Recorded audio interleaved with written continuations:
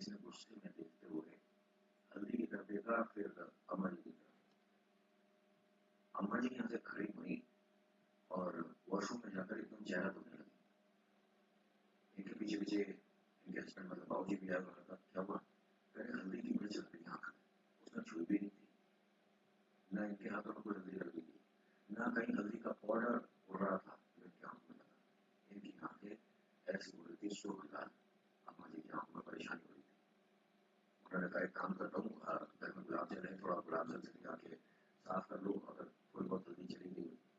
उन्होंने डरते हुए कहा कि मैंने हल्दी को छुआ भी नहीं था, रसोई से ये सारी चीजें आपने हटाई थी।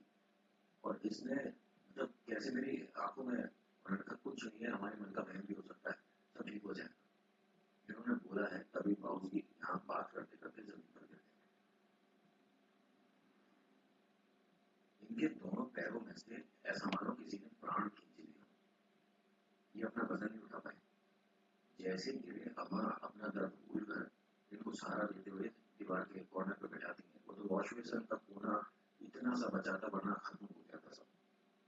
ये जिस तरह से गिरे थे, इनके पैर में पूरे में राई चिपक रही थी। राई के दाने होते हैं छोटे छोटे, वॉशरूम में, और राई का रखी उसके कमरे में। वो कमरे से बाहर नहीं आ पा रही क्योंकि एक तरह का दीवारी कीला कीला बनता है ना, उस तरह का कीला बन जाता है इन सारी चीजों से। इनके पूरे पैर पे राई के दाने चिपक रहे थे। अब ये पानी डाल डालकर उसे छुड़ा रहे तो ऐसे छूट रहे जैसे तारपुर चिपक रहा हो। मतलब गड्ढे हो रहे थे पैर में छोटे छोटे बहुत सारे।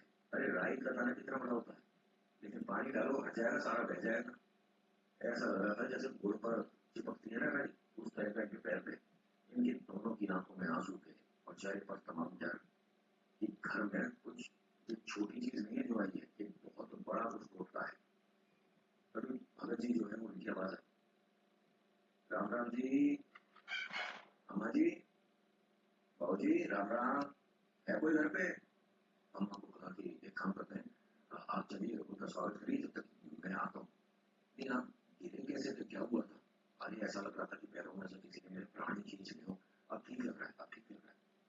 ये थोड़े से लड़खड़ाते हुए संभलते हुए बाहर वाले कमरे तक आए, हाथ जोड़ते, राम राम जी आइए, आप दोनों ठीक हो?